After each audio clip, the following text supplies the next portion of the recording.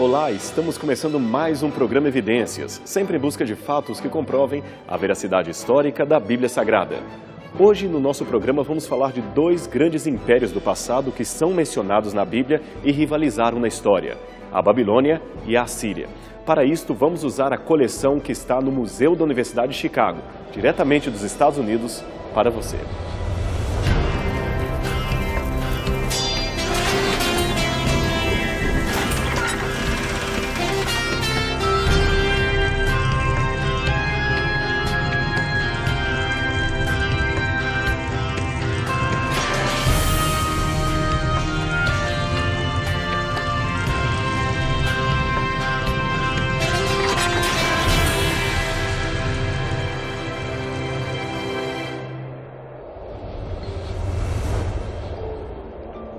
Essa parte aqui ilustra o que chamamos de período do bronze.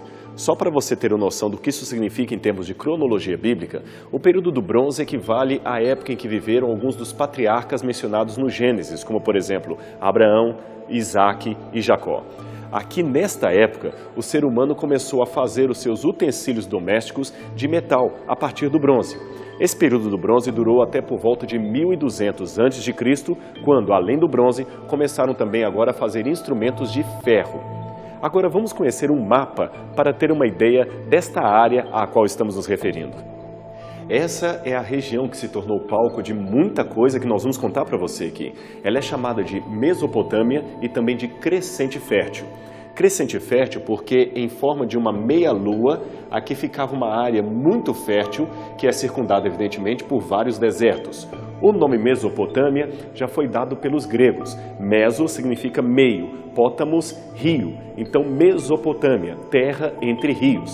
Que rios seriam estes? Bem, você tem o rio Tigre e o rio Eufrates, que circundam toda essa parte aqui.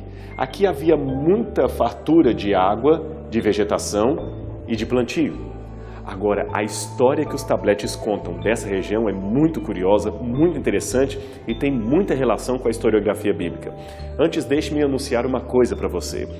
Embora os gregos são apontados como aqueles que inauguraram ou inventaram a polis, que nós chamamos de cidade, na verdade, os primeiros assentamentos urbanísticos da humanidade aconteceram aqui na Mesopotâmia. As primeiras cidades, de fato, foram inventadas pelos sumérios. Aqui você tinha, nessa região aqui, a cidade de Lagash, a cidade de Ur dos Caldeus, aonde viveu Abraão, a cidade de Erech, a cidade de Eridur.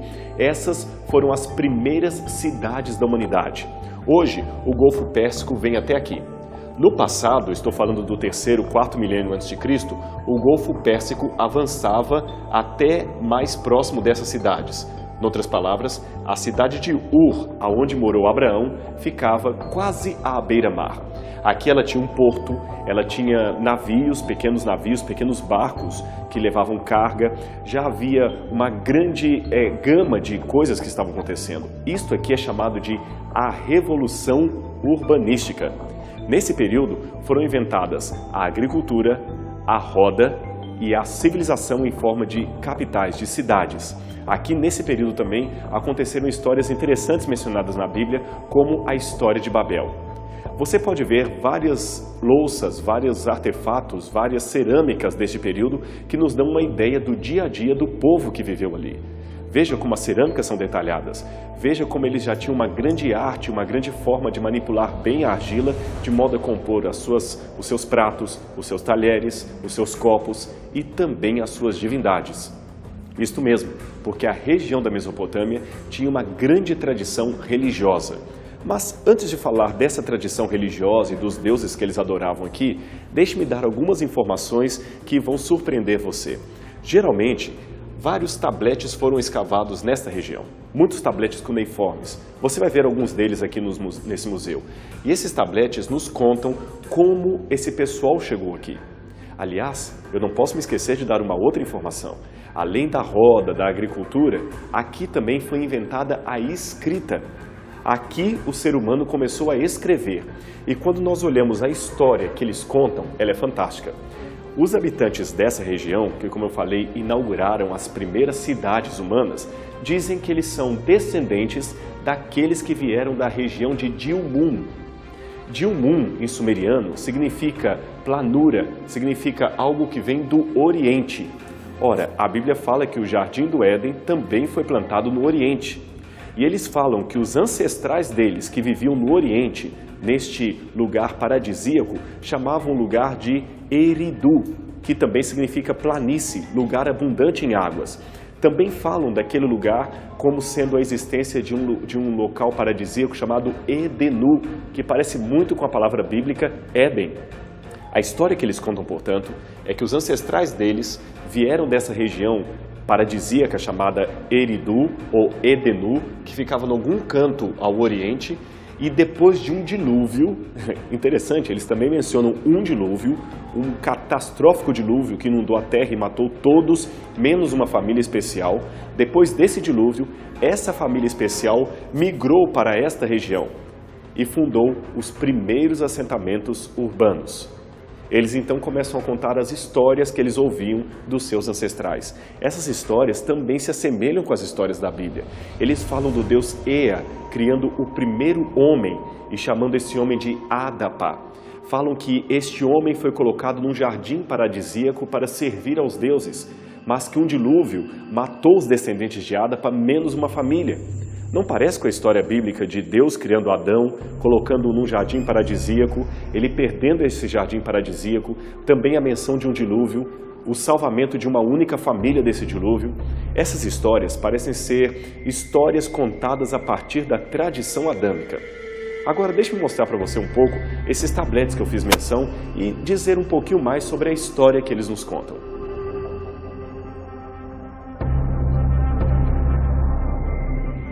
Para que você compreenda o papel dos tabletes cuneiformes naquela época, é interessante que você saiba como se desenvolveu a escrita cuneiforme. Eles, a princípio, faziam desenhos a partir de objetos e de cenas da natureza. Por exemplo, uma estrela era usada para simbolizar o céu. Eles chamavam de An, e daí a sílaba An. Com o tempo, esta mesma estrela passou a chamar-se Dingir e referir-se aos deuses.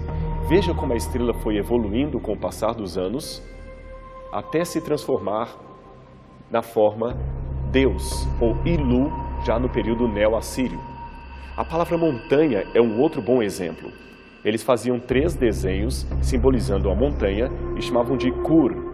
Depois começaram a grafar de um modo um pouco diferente e assim foi evoluindo até a forma que encontramos já no primeiro milênio antes de Cristo.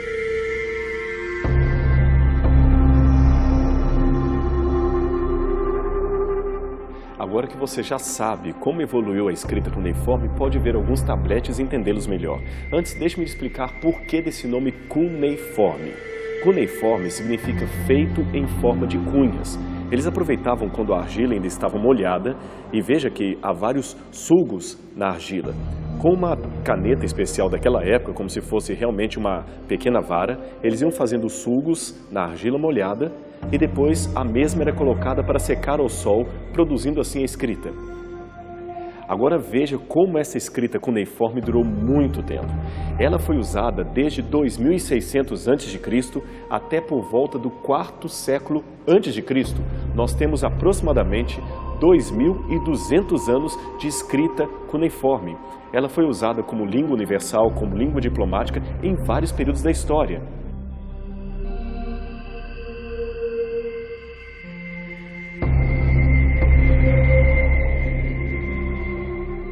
As peças que você vê aqui, em sua maioria, foram escavadas em Ur dos Caldeus e são da época em que ali viveu Abraão, o patriarca da fé.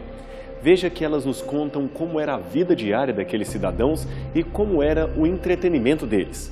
Aqui estão, por exemplo, alguns brinquedos de criança. Você pode ver carrinhos, todos feitos, é claro, de argila. Além disso, também havia jogos de mesa que tanto as crianças quanto os adultos usavam para passar o tempo. E não podemos esquecer também da música. Estes são alguns instrumentos tocados que datam da época de Abraão.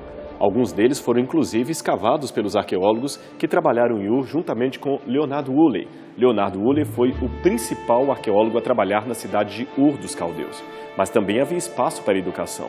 Esses tabletes que você vê são exercícios escolares feitos pelas crianças que iam até a escola também dos dias de Abraão. E não somente a escola, os entretenimentos, mas também a religião ocupava uma parte ativa daqueles dias. E havia tantos deuses, tantas divindades cultuadas no local, que nós entendemos porque no início Terá e depois o próprio Abraão foi obrigado a sair de Ur, e no caso de Abraão, migrar para uma terra longínqua, onde o Deus verdadeiro faria dele uma grande nação. Havia mais de 5.000 divindades cultuadas em toda a Mesopotâmia naquele tempo. Vamos conhecer algumas delas.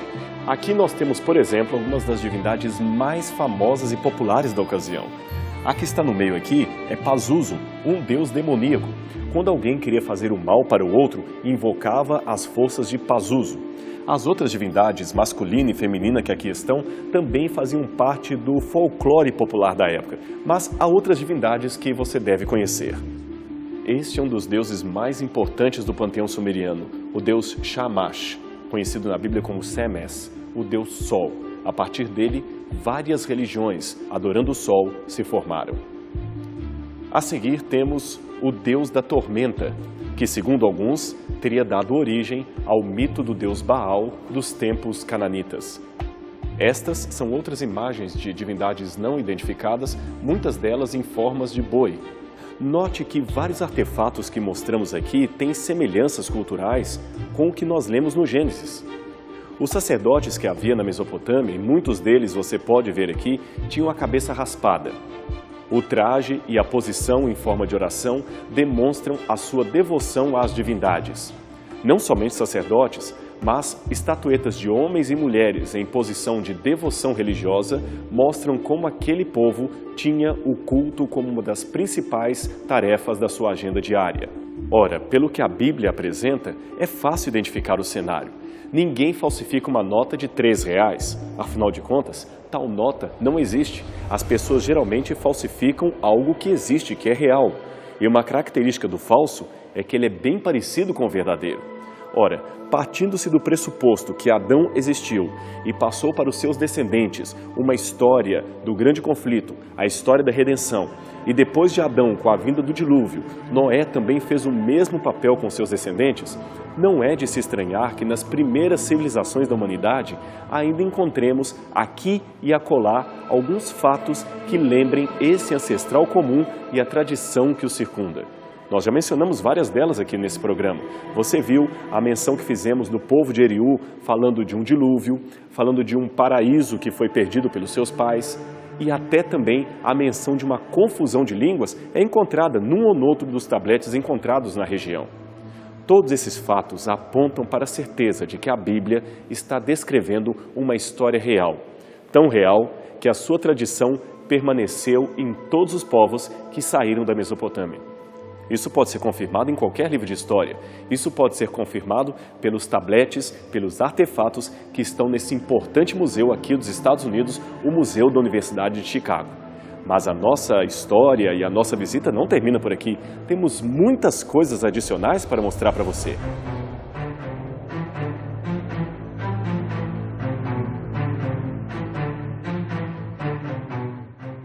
Vamos começar falando da Babilônia. Na verdade, quando estamos falando dessa civilização, estamos falando de duas fases ou duas Babilônias. Uma mais antiga, que floresceu por volta do 18º século a.C., e outra mais recente, por volta do 6º século a.C. Aquela antiga Babilônia foi conhecida por suas leis. Entre uma Babilônia e outra, houve a ascensão do Império da Assíria. Mas voltando a falar daquela Babilônia mais antiga, temos ali o destaque especial de um monarca que governou aquele local. O seu nome, Hammurabi. Você certamente já ouviu falar do Código de Hammurabi. O original está hoje no Museu do Louvre, em Paris, mas aqui em Chicago eles têm uma cópia dele em tamanho natural. O Código de Hammurabi tinha leis que regulamentavam toda a região. Pelo tamanho da pedra, também chamada de estela, dá para ter uma noção de como ela era colocada na porta da cidade ou, quem sabe, na beira das estradas. Deste modo, esta pedra poderia servir como um sinal legislativo de que regras, de que leis funcionavam naquela região. Esta pedra também seria um demarcador de fronteiras. A pessoa que ultrapassasse aqui saberia que estava entrando no território legislado por Hammurabi. Veja como eles sempre ligavam a religião com a política. No topo do Código de Hammurabi, você tem uma cena onde o monarca aparece em pé, recebendo as suas leis direto de uma divindade, possivelmente o deus Shamash, que está assentado num trono. Isto nos faz entender por que para o povo antigo, Deus era aquele que, em última instância, dava a lei para o povo através do legislador. Aliás, na Bíblia também não foi diferente. Moisés subiu ao monte e recebeu as tábuas dos 10 mandamentos escritas pelo próprio dedo de Deus. Outra semelhança, a lei dos 10 mandamentos, como as leis de Hammurabi, também foram escritas em pedra. E sabe por quê? A pedra dura para sempre. A pedra nunca acaba. Isto demonstra que aquelas pessoas tinham a ideia de que aquela lei tinha um espírito que deveria ser eterno. Mais algumas curiosidades e semelhanças em relação ao Código de Hammurabi e à Bíblia. No Código de Hammurabi, há algumas leis que espelham ou lembram muito de perto alguns dos códigos também encontrados na Lei de Moisés. Por exemplo, no Código de Hammurabi diz assim: olho por olho, dente por dente, mão por mão, pé por pé. Esta mesma lei, um pouco mais curta, é encontrada no livro de Moisés. A lei, no contexto de Hammurabi, significava o seguinte: quando uma pessoa matava a outra, pelo costume da época, havia a ideia de uma vingança, de uma revanche. Aquela família que teve um filho morto ia até a outra família e matava o assassino. Muitas vezes poderia acontecer que a família do assassino que fora morto poderia também querer vingança e matava mais um filho daquela outra família. E assim aquela outra família voltaria e a vingança ficaria ininterrupta para sempre. Então o Código de Hammurabi estabeleceu uma regra, uma delimitação para isto: olho por olho, dente por dente, mão por mão, pé por pé. Se você matar uma pessoa, alguém da sua família será morto. E para por aí. Outra coisa, o Código de Hammurabi também dizia que se um homem roubasse uma casa ou colocasse fogo numa casa, ele deveria ser queimado junto com a sua própria propriedade. Era uma lei muito severa, mas que nos dá uma boa referência de como eram aqueles dias em que viveram muitos dos homens mencionados na Sagrada Escritura. Se tem um objeto que simbolizava bem a Babilônia daqueles tempos, este era o selo cilíndrico. Aqui nós temos vários deles que foram trazidos de escavações arqueológicas e muitos já eram largamente usados muito tempo antes de Hammurabi. O selo cilíndrico era uma forma de identificar o cidadão da Babilônia. Aliás, um antigo provérbio já dizia que você poderia reconhecer facilmente um cidadão da Babilônia por 3 características. Primeiro, a sua capa. Lembra-se do caso de Acã, que roubou uma capa babilônica? Em segundo lugar, pela bengala que ele tinha. E em terceiro lugar, por ter preso em sua roupa um selo cilíndrico. O selo cilíndrico tinha um buraco no meio, onde a pessoa poderia prender na roupa e, ao mesmo tempo, rolá-lo sobre uma argila ainda fresca, deixando ali impresso uma cena de alguma história, uma assinatura, um desenho especial. Vamos conhecer algumas impressões de selos cilíndricos para ter uma ideia das histórias que esses selos nos apresentam. Este é um selo cilíndrico que pertenceu a um rico proprietário. Do lado você tem a impressão do selo, aonde aparece a deusa Ishtar com asas ao centro, pisando sobre um leão e sendo contemplada por um devoto, provavelmente o dono do selo. Este mostra uma outra cena muito comum em vários selos. Uma divindade recebe os seus adoradores, que são trazidos por uma outra divindade intercessora, mostrando que os mesopotâmios e os babilônios já tinham a ideia de intercessão perante os deuses. Os selos também costumam mostrar cenas do dia a dia. Este aqui, por exemplo, traz a figura de 3 homens num barco, talvez preparando-se para uma viagem ou para uma pesca rotineira. Este último exemplar tem uma conexão muito íntima com a Bíblia Sagrada. Ele mostra os trabalhadores erguendo uma torre para inaugurar uma cidade. A Bíblia também diz que a Babilônia começou pela edificação de uma torre que recebeu o nome de Babel. Babel, que na versão bíblica significa confusão, deu origem à Babilônia. Mas para os próprios babilônios, ela tinha um outro significado, não de confusão, porém de portal dos deuses. Eles a chamavam de Babilu. E a sua soberba foi tamanha que em toda a Mesopotâmia a sua influência foi sentida. Eles construíam torres especialmente por 3 razões. Sabem quais eram? Em primeiro lugar, para dominar a região. As torres eram uma forma de demonstrar poder. E quanto maior a torre, quanto mais suntuosa, mais poderosa seria aquela nação. Em segundo lugar, eles também queriam adorar a divindade. E em terceiro lugar, eles pensavam que a torre era uma salvaguarda contra um possível dilúvio. Isso mesmo, eles já tinham em toda a Mesopotâmia a tradição de que um dilúvio um dia inundou toda a terra, uma confirmação clara do dilúvio da Bíblia. Eles também pensavam que se um dilúvio voltasse a ocorrer, o patésio, ou sacerdote, que nesse tempo era o próprio rei, poderia subir as escadarias da torre, ser avisado pelos deuses a tempo e assim voltar para salvar a si mesmo, a sua família e toda a sua cidade. Mas na versão da Sagrada Escritura, tudo aquilo era uma tremenda confusão e a soberba daquele povo era um desafio ao Deus verdadeiro. Aliás, para ter uma noção da soberba que eu estou me referindo, aqui eu tenho uma coisa muito rara. Os reis da Babilônia e da Mesopotâmia dificilmente se identificavam como deuses, mas em alguns raros momentos, o seu poder foi tão grande que eles começaram a se sentir, de fato, divinos. Aqui, por exemplo, eu tenho a base de uma porta que ficava no palácio de Naram-Sin. Naram-Sin era um dos reis locais e ele se achava tão divino que ele escreveu o seu nome tendo na frente um símbolo sumeriano, Dingir. Era a forma de uma estrela, como se fosse um asterisco. Dingir significa divindade. Então ele colocava Dingir, divindade, colocava o seu nome e depois Lugal, rei. Isso queria dizer que ele mesmo se sentia não apenas um rei humano, mas um próprio representante dos deuses, um dentre eles. Talvez por isto, a soberba da Babilônia levou-a à decadência.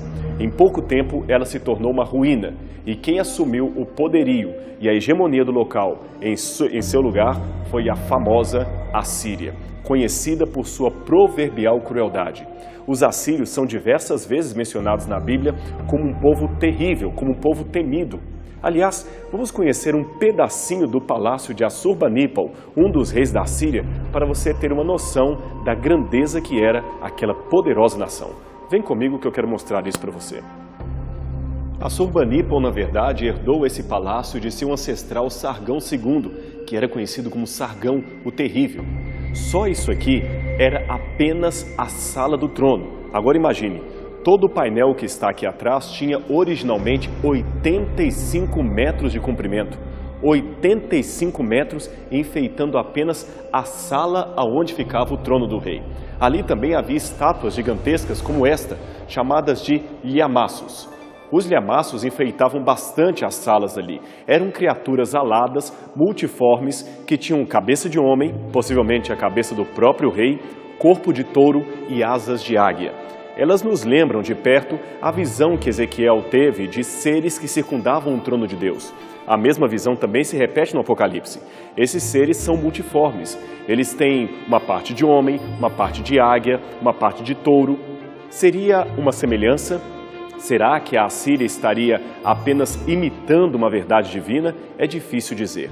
Os lhamaços eram especiais. De lado davam a impressão que estavam caminhando ou correndo. De frente davam a impressão que estavam parados.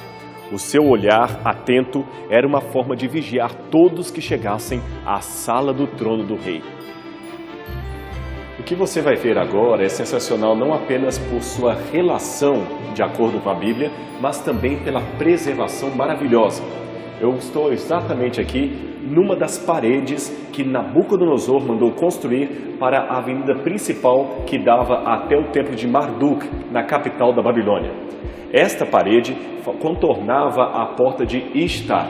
Ishtar era uma das principais divindades da Babilônia. Ela era a deusa, a mãe de todos os deuses. Vamos ver algumas relações entre isso aqui e a Bíblia. Em primeiro lugar, o material do qual esses tijolos são feitos é chamado de lápis lazuli. Você consegue imaginar que isto jamais foi retocado? Isto aqui data de 600 anos antes de Cristo. Em outras palavras, eu tenho um painel de 2.600 anos de idade, ainda com as cores originais. Em segundo lugar, você percebe que o símbolo da Babilônia está aqui muito bem estampado, um leão. Os babilônios, de certa forma, imitaram a simbologia dos seus antecessores, dos assírios. Mas você já está começando a perceber alguma semelhança entre o símbolo da Babilônia e aquilo que encontramos na Bíblia? Veja, preste atenção nos detalhes. O símbolo babilônico é um leão, com a boca aberta, com ar de feroz, e um leão com asas. Isto mesmo, esse leão possui asas do lado, como se fosse um animal muito veloz. Um leão diferente de qualquer outro que possamos encontrar na natureza. Agora sim ficou fácil. Basta você abrir a sua Bíblia em Daniel capítulo 7 e entenderá a relação entre esse símbolo e o que está na Bíblia Sagrada. Daniel teve um sonho profético onde ele viu diferentes animais representando diferentes povos que haveriam de dominar o mundo. E o animal que representava a Babilônia era justamente um leão com asas. Esse leão da profecia de Daniel era um símbolo claro do que todos naquela época compreendiam. Ele estava falando do reino da Babilônia. Depois daquele reino haveriam de vir outros reinos, como a Medopérsia, a Grécia e finalmente Roma. Tudo profetizado na palavra de Deus. E aqui nós vemos o testemunho da arqueologia demonstrando o contexto do livro de Daniel. Como você está esperando o reino de Deus? Achando que esse mundo é o seu lar? Ou tendo a consciência que teve Daniel, de que esse mundo é um exílio, é uma Babilônia, e que nós estamos ansiando, esperando com grande fervor e com grande entusiasmo e com grande desejo o mundo por vir, a Nova Jerusalém. Enquanto esse dia não chega, devemos, como Daniel, testemunhar firmemente a nossa fé, lembrando que a nossa vida pode ser a melhor ou a pior propaganda que Deus teria da sua religião. Eu espero que você tenha gostado desta série que fizemos aqui no Museu da Universidade de Chicago. Ela foi gravada especialmente para você com todo carinho, lembrando sempre que a arqueologia confirma a historicidade da Palavra de Deus, mas a sua vida é o maior testemunho que Deus pode ter a respeito da graça e a respeito da salvação. Um abraço e até o próximo programa Evidências.